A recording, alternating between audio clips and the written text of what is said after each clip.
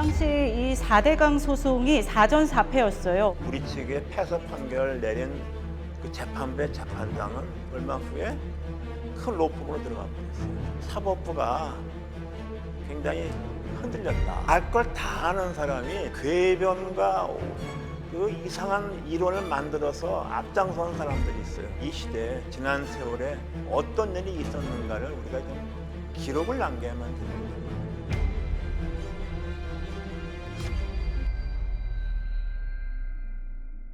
이항진 여주시장님이 이 4대강들이 어떻게 10년 뒤에 변화되고 우리에게 어떤 영향을 미치는지도 봐야 되겠지만 사람에 대해서도 끝까지 추적을 네, 해야 된다고 네. 얘기를 하셨어요. 네.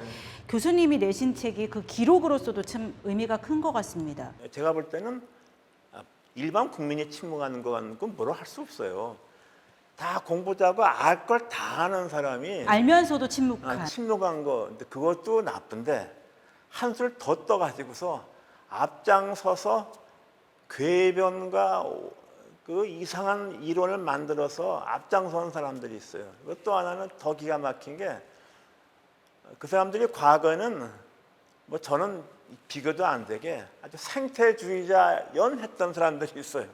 그런 사람들이 저는 제가 이 4대강 관련해서 볼 때 그게 제일 놀라웠어요. 그래서 그런 사람들에 대한 기록을 남겨야 되고, 또 하나는 왜 법원에서 제가 볼 때는 이게 소송 진다는 게 이해가 안 되는데, 물론 환경 소송이 이렇게 또 어려운 면이 있어요. 네. 또 이 사업이 그다음에 국책 사업이기 때문에 만일에 법원이 판결로 이건 뭐 잘못됐다 하게 되면은 근데 이명박 정권이 뿌리가 흔들리는 거잖아요. 그런데 우리가 이제 이것저것 그야말로 모자이크 파편처럼 얻은 우리가 소송을 통해서 얻은 좀 정보랄까 지식이 있어요. 이게 뭐냐? 사법부가 굉장히 흔들렸다. 뭐냐 그러면 여러 가지 보이지 않는 압력에 좀 취약했던 게 아닌가 보고, 또 하나는 그 당시 이제 판결이 제일 중요한 게 그 남한강 판결이었어요. 서울행정법원에서 한 판결이죠. 이것을 저는 우연일치라고 보기 좀 어려워요. 우리 1심을 갖다가 제일 먼저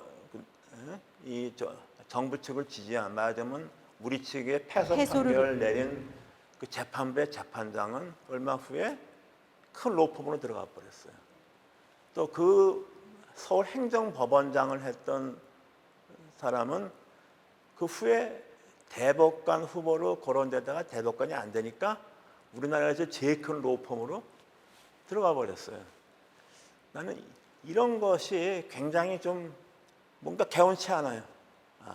그래서 저는 이런 것이, 저도 뭐 법대를 나왔지만은 과연 우리나라의 그 법조계가 그 법과 양심에 따라서 굳이 판결을 하느냐에 대해서 그 당시 이 4대강 문제를 그렇게 다뤘던가 하는 것에 대해서 저는 의문을 갖고 있죠. 그리고 또 보면요, 그거 이제 4대강 판결이 우리가 패소했지 않습니까?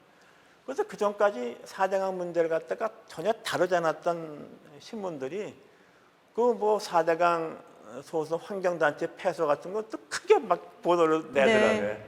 전 그거 보고 진짜 야, 정말 이게 도대체 뭔가 하는 이런 생각을 했죠. 그래서 그 당시 이제 뭐 환경단체들 기대도 컸는데 결과적으로 법원에서는 소득이 없었지만은 그래도 우리가 좀 이런 소송을 다뤄서 기록을 남겼다는 게 의미가 있다고 보죠. 우리 저 환경운동연합의 신재원 활동가 팀장 나왔으니까 한번 얘기를 한번 들어보죠. 네, 안녕하세요. 저 너무 재밌게 들었고요. 저는 여기 책도 사서 열심히 읽었는데, 네. 사실은 정치적으로 시작한 일이었는데, 정치적으로 해결하지 못한 게 잘못된 부분이었다고 예전에 한번 말씀하신 게 계속 좀 마음에 남아요. 근데 또 한편으로는 이제 정권이 바뀌면서 기존의 야당이 여당이 되면서 목소리가 막 바뀌고 하는 그 와중에 이상돈 의원님께서 중심을 잘 잡아주신 게 4대강 이슈에는 굉장히 큰 힘이 되었다고 생각해서 일단은 좀 감사하다는 말씀을 드리고요. 저는 좀 질문을 드리고 싶은데요. 네. 유력 대선 차기 후보 중에서 4대강 문제 해결에 가장 적합한 후보가 누구라고 생각하시는지 좀 궁금하고요. 진짜 궁금하네요. 네, 어떻게 하나 더 보시는지. 있습니다. 하나 더 있습니다. 네, 네. 그리고 조선일보 논설위원도 하셨는데요. 조선일보가 사실은 동아일보나 중앙일보도 포기한 4대강 관련된 가짜뉴스를 계속 만들고 있거든요. 조선일보가 왜 이렇게 유독 4대강 문제에 가짜뉴스에 집착하는지에 대해서도 좀 의견이 궁금합니다. 네, 네, 두 가지 질문 나왔습니다. 제가 말씀드리면은 여당 민주당에서는 아무래도 이재명 지사가 뭐 이런 문제에 대해서는 확실한 생각을 갖고 4대강과 있어요. 관련돼서는 좀 뭔가 그리고 또 해결책을. 이제 문재인 대통령과 달리 이재명 지사는 하면 하는 거잖아요. 저지르는 스타일이라서. 그런데 우리가 겪어보니까 가정을 해서 이재명 지사가 대통령이 됐다고 하더라도 낙동강까지 이렇게 가감하기는 좀 어려울 것 같은 생각이 들어요. 그래도 현재 대권 후보 중에서는 이재명 지사가 좀 이런 문제에 대해서 제일 전향적인 생각을 갖고 있다고 보고. 그러면 잠시 교수님. 네. 이재명 지사님이 지금 그러니까 중앙대 법대 교수 시절 제자셨잖아요. 네, 제가 이제 그러니까 어떻게 보면 당시- 개인적으로도 인연이 있으신데 네. 이 4대강 관련해서 대선 후보로 나섰을 때 내지는 대통령이 되셨을 때 어떤 언급이 있었나요? 아직은 뭐 그런 언급은 없는데 그 시장 때 그 전에도 뭐 4대강 같은 거 해서는 안 되는 확실한 생각 갖고 있죠. 근데요, 그게 이제 변호사나 야인으로 있는 것하고 시장이나 지사나 특히 대통령 되는 거하고는 좀 다르기 때문에 그래도 난 그렇게 보고 현재 그 국민의힘 중에서는 저는 그래도 유승민 전 의원이 가장 좀 합리적인 생각을 갖고 있고 여기에 대해서는 뭐 부정적인 4대강 사업은 잘못된 거라고 이제 생각하는데 과연 유승민 의원이 대통령 될 수 있는 가능성이 얼마나 있겠는가 하고 또 하나는 정말 영남 생각이라는 게 그래서 정말 저희가 그 물 사정이 제일 나쁜 데가 영남인데 그런데도 불구하고 그쪽에서 이렇게 보철건이 뭐 4대강 재자연화 같은 얘기 나오면은 제일 반대론이 제일 높아요. 뭐 이런 것이 유승민 전 의원한테는 상당히 좀 부담이 되겠죠. 그리고 지금 상당히 좀 힘든 질문을 네, 조선일보와 관련해서. 근데 조선일보에 제가 있을 때는 조선일보가 그 환경신문이었어요. 그래서 그 당시 정치권에서 뭐 상수원 보호구역 풀자 그러는 것도 사설로 기사를 많이 썼고 특히 동강댐은 그 조선일보 그 특집 기사하고 사설 칼럼 이런 게 굉장히 영향이 왜냐 김영삼 대통령이 딴 신문보다 조선일보를 제일 열심히 봤거든. 그랬는데 참 그 후에 이제 저는 뭐 이렇게 나오고 했는데 2003년도에 나오셨죠? 근데 근데 그 지금 이후에 난 도대체 왜 그런 칼럼을 구태여 실는지 좀 이해가 안 돼요. 그래서 차라리 이렇게 그냥 침묵을 하고 있는 게 낫지 않은가 저는 그렇게 생각을 하죠. 그런 지금 면에서 말씀하신 대로 씁쓸합니다. 네. 그 부분과 관련돼서 공감은 하시지만 그 부분 나중에 조선일보와 관련된 기자분들이나 위에 분들을 만나시게 되시면 질문을 물어봐 주세요. 왜 그러시는지. 예. 마지막으로 지금 이제 교수님의 앞으로의 계획이 궁금한데, 교수님 책을 보고 느낀 건데 정치권이나 이런 환경 영역에서 교수님에게 앞으로도 많은 역할을 기대하고 계시는 분들이 있으실 것 같아요. 글쎄요, 저는 별로 그런 것 같지 않은데 그래서 글쎄요, 뭐 제가 이제 뭐 남은 시간 동안에 제가 뭘 할 수 있을까 하는데 저는 뭐 좀 그래도 시간이 좀 있으니까 좀 몇 가지를 할 수 있는 것도 있고 또 하는데 제가 좀 그래도 제가 지나온 세월에서 어떻게 보면 제가 1979년에 미국에 유학 가서 이제 환경법을 공부하고 뭐 이렇게 그 세월이 굉장히 그러니까 4대강 사업 그때 2007년이니까 거진 뭐 오래 그런 것이 저하고 그렇게 붙죠. 저한테는 참 운명처럼 이어진. 운명처럼 저한테 가장 큰 거고, 또 하나는 그 저하고 박근혜 대통령하고도 처음 만났을 때 저한테 4대강 사업 때문에 수고가 많으셔 그랬다. 아, 내가 거기에 그걸로 제가 완전히 인상이 빠져버렸어. 깊으셨고. 예. 왜냐 그러면은 그 박근혜 대통령은 이명박 대통령이 하는 거 굉장히 안 좋아했거든.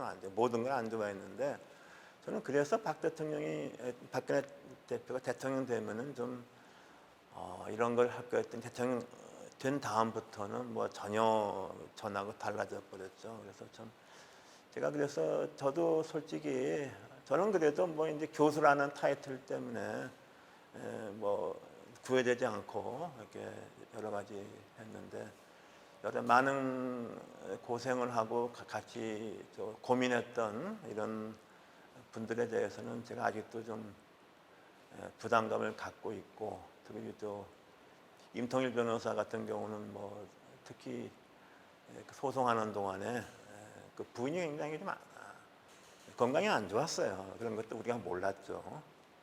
그래서 앞으로는 좀 제가 좀 마지막으로 좀 이 분야에 대해서 할 수 있고 좀 해야 한다고 느끼는 것은 좀 더 우리가 좀 기록을 남겨야 되지 않는가. 특히 그 중에서 사람에 대한 기록이죠. 그래서 누가 어떤 데 이런 일을 했고, 그 후에 어떻게 또 말이 바뀌었는지. 어떻게 말이 바뀌었고, 그 후에 그때 이렇게 뭐 어떻게 했는가, 이런 것을 좀 기록을 남겨야 될 필요가 있다고 생각하고 있습니다. 네.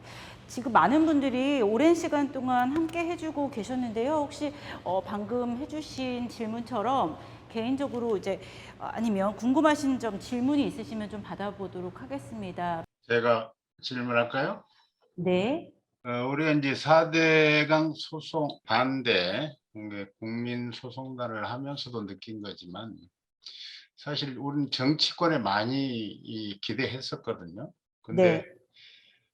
결국은 우리를 대변하는 어떤 정치 집단은 없었어요. 그래서 그 뿌리가 거의 다 비슷한 그거였고, 오죽하면 이양진 이제 운동하시다가 이렇게 시장이 되셨는데, 사실 그런 그 요구, 말하자면 우리가 생물 다양성을 넘어서서 이런 강의 생태계라든가 우리 삶의 질과 연결되잖아요. 그래서 그런 것들을 챙기는 그런 그 집단적인 어떤 그런 의사를 대변하는 그런 게 좀 이제 필요한 시대가 되지 않았나. 그래서 교수님께서는 그런 부분에 좀 역할을 할 수 있지 않나. 그런데 그 부분에 대해서 어떻게 생각하시는지. 생각이 있으신지. 근데 일단요, 국민의힘은 4대강 사업에 대해서 책임이 있으니까 그렇지만은, 그 민주당에 대해서 제가 실망했던 것은 20대 국회 처음에는 민주당이 야당이었잖아요. 그래서 그 다음엔 저하고 좀 행동을 같이 했어요. 보자 같이 했어요. 여당이 되고 나니까 뭐 이 여당이나 과거의 여당이나 비슷한 것 같아요. 그게 이제 우리 4대강 문제뿐 아니라 뭐 공항 문제 이런 거 똑같았어요. 그리고 또 하나는 우리가 이제 어떤 환경 활동가나 뭐 어떤 이런 사람들이 그 지역구 국회의원으로 들어가서 국회 들어가기는 쉽지 않아요. 근데 우린 비례대표 의석이 제법 많잖아요. 그러면 환경도 거기에 최소한 한두 명은 좀 들어가야 될 거냐, 각 당마다. 근데 거기에 대해서 왜 그렇게 좀 안 되는가에 대해서는, 그것도 국민의힘은 그렇다고 치더라도 민주당은 참 거기에 대해서 참 나도 좀 섭섭하다 그럴까, 뭐 좀 이해가 안 되죠. 그런 것도 있고, 또 그렇지 않다 하더라도 좀 이런 문제에 대해서는 좀 정당을 초월해서 좀 이해하고 얘기할 수 있는 의원 숫자가 너무 적은 것 같아요. 그리고 우리나라에서 어떤 유럽의 녹색당 같이 그렇게 한다는 것은 우리 선거제도에서는 좀 더 어렵다고 봐요. 결국에는 큰 정당이, 지금의 여야에서 여당, 풀어야 할 야당이 좀 이런 문제인데. 거에 대해서 좀 전향적으로 또 아젠다도 포용하고, 네. 또 이렇게 비례대표 의원 같이 좀 어차피 그 직능별로 이렇게 좀 상당 부분 할당하니까 배려해야 되는데 뭐 그런 것이 안 된다는 것이 한국 정치의 문제라고 생각하죠. 네, 그러니까 어떻게 보면 정치로 시작된 문제인데 우리 삶에 큰 영향을 주고 있어요. 그 네. 녹조가 된 어떻게 망가져버린 강이 우리의 농수, 식수로 사용되고 있지 않습니까? 결국 독이 돼서 우리에게 돌아오고 있는 건데 이 부분을 결국은 정치적으로 풀어야 하는데 그 부분에 있어서 내년이 또 대선이란 말이죠. 아까 뭐 말씀해 주신 대로 어떤 후보가 이 4대강과 관련돼서는 조금 관심을 갖고 끝까지 추진을 해볼 수 있을까를 얘기를 해주셨는데 한번 여기서 제가 한번 질문을 드려보겠습니다. 내년 대선에 4대강 관련을 제외하고라도 일단 가장 큰 변수 전망 어떻게 보세요? 내년 대선은 이제 지금 뭐 누가 후보가 될지가 상당히 좀 굉장히 혼돈을 벌이고 있죠. 그래서 전혀 없는 대선이 되는 것 같은데, 그 뭐 현재 여당은 뭐 지금 1, 2위 하는 사람 중에 한 사람이 후보가 되겠죠. 근데 야당은 뭐 현재로서는 굉장히 좀 판단을 알 수가 없어요. 그래서 지금 유력한 1, 2위로 꼽히는 사람들의 뭐 당내에 있는 사람들은 이렇게 좀 안 되고 외부에서 안 돼. 그거 굉장히 뭐 문제가 근데 솔직히 국민의힘에서 외부 사람을 영입하는 건 좀 좋다고 봐요. 그러면 어떤 사람을 영입해야 되느냐는 그게 문제인데, 저는 그 굉장히 답답하다고 보죠. 그래서 참 이 환경 문제, 4대강 문제도 현재 굉장히 저는 기로에 서 있다고 봅니다. 윤석열 전 검찰총장이나 최재현 전 감사원장의 경우에는 4대강이나 이제 이런 이슈에 대해서 전혀 인식도 없고 관심도 없다고 저는 생각을 하죠. 최재형 전 감사원장의 경우에도요. 글쎄요, 뭐 최재형 감사원장은 아마 감사원장을 했기 때문에 조금 그래도 좀 낫다고 생각합니다. 네, 낫다고 생각을 해요. 그래서 유승민 후보는 뭐 이 문제를 왜냐 그러면 2007년 대선 때 그 박근혜 당시 대표 쪽에 있었기 때문에 그 이명박 시장 전 시장과 그냥 싸웠잖아요. 그래서 뭐 적의 친구가 되는 그런 제가 이제 그렇게 돼버린 건데. 근데 낮은 뭐 지지율이 낮은 문제군요. 지지율 뭐 이런 거에서 예. 과연 뭐 그렇게 후보가 될 수 있을지는 좀 불확실하다고 생각하죠. 그럼 마지막으로 네. 다음 이제 대선이 코앞이에요. 네. 그 사실 박근혜 정부나 문재인 정부 전부 이제 대선 후보로서 국민 통합을 들고 나왔었는데 이제 식상한 말이 돼버렸어요. 국민 통합이 아니라 대통령이 된 이후에는 진영 논리 내지는 자신과 의견이 다른 사람의 의견을 듣지 않는 대표적인 모습들을 보여주고 있는데 앞으로 대선의 시대 정신이나 키워드는 뭐가 될까요? 저는 아무래도 우리뿐 아니라 다른 나라도 마찬가지죠. 이게 뭐 자본주의가 과거 같은 뭐 제조업 이런 자본주의가 아니라 그 자본이 자본을 축적하는, 그래서 이제 부의 양극화가 뭐 미국이고 뭐 극심하잖아요. 그래서 저는 뭐 그 시대 정신이랄까 현재 우리 필요한 것은 역시 좀 그런 것을 극복하는 것이 제일 중요하다고 보는데, 다만 이제 제가 좀 민주당과는 좀 의견을 달리하는 것은 그 방법론이죠. 그 방법론을 지금 민주당처럼 뭐 부유층에다가 뭐 세금을 많이 부과하고 그걸 가지고서 뭐 기본소득처럼 하겠다. 나는 그게 그렇게 현실에서 잘 실패할 가능성이 많습니다. 거의 잘 안 된다고 봐요. 그래서 저는 그런 방법론에 대해서는 현재 민주당이 좀 시장을 존중하는 좀 이런 어프로치를 좀 해야 한다고 보죠. 근데 또 국민의힘 쪽에서는 뭐 그 문제 같은 건 별로 없이 그냥 굉장히 현 정부 하는 거에 대한 반대 비판만 있기 때문에 과연 뭐 현재 국민의힘에서 볼 때 그쪽에서 보는 시대적인 정신, 시대 요구가 뭔지는 현재 문재인 대통령 반대되는데요. 알지 못하겠어요. 그래서 지금 아주 저도 보기에 굉장히 답답하고 우리 국민들, 우리 일반 좀 상식 있는 국민들이 볼 때도 과연 한국 정치가 이게 정상적인가 하고 생각하는 분들이 많다고 봐요. 네, 그러니까 사실 정치가 우리 삶에 뭐 그다지 큰 영향을 준다고 생각하지 않다가 이 4대강을 비롯해서 여러 현안들, 요즘에는 또 부동산 문제 등 여러 가지 것들이 정치가 굉장히 네, 중요하죠. 중요한 것이구나라는 것들을 그나마 이제 우리 국민들, 유권자분들께서 깨닫고 계셔서 현명한 판단을 하시리라 믿어보고요.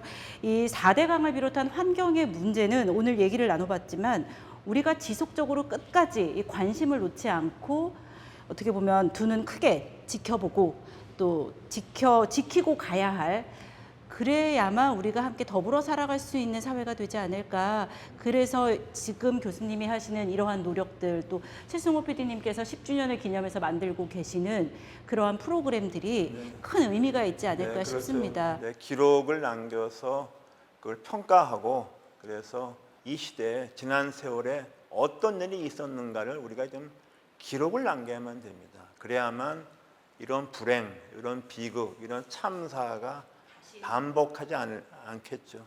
네. 예, 그리고 그렇게 학자적 자존심과 자신의 어떤 윤리적인 부분들을 내려놓고 감추고 바꿨던 사람들이 어떻게 보면 끝까지 추적을 해봐야지 또 알 수가 있겠죠, 저희가. 네, 그래서 그렇게 해서 기록을 남겨서 그야말로 그 후손들한테 또는 짧게는 자기 자식들한테 떳떳지 못한 일을 하는 사람이 다시는 좀 생기지 않아야 되고, 저는 특히 건설업계나 기업이나 뭐 정부는 난 뭐 그렇다고 봐요. 소위 공부를 했다는 사람들, 그리고 사회의 횃불이라는 언론, 제가 이제 4대강 사업에서 제일 놀랬던 것은 우리나라처럼 그 당시에 이렇게 우리가 볼 때는 상당히 발전된 나라고 제도가 민주화되는 나라에서 어떻게 해서 이른바 전문가 집단이라는 사람들과 사회의 공개라는 이 언론이 여기에서 그냥 침묵하고 여기에서 무너져 버리고 여기에 그냥 휩쓸려 가고 야합하고 그래서 이렇게 갔는가, 그런 게 제가 제일 큰 충격이었어요. 네, 알겠습니다. 오늘 4대강의 못다한 이야기 나눠봤는데요. 앞으로도 할 얘기는 많은 것 같습니다. 저희가 이 4대강이 자연으로 다시 돌아가는 그날까지 저희가 끝까지 관심을 놓지 않아야 될 것 같습니다. 오늘 참여해 주신 여러분들 감사하고요. 이상돈 네. 교수님 감사합니다.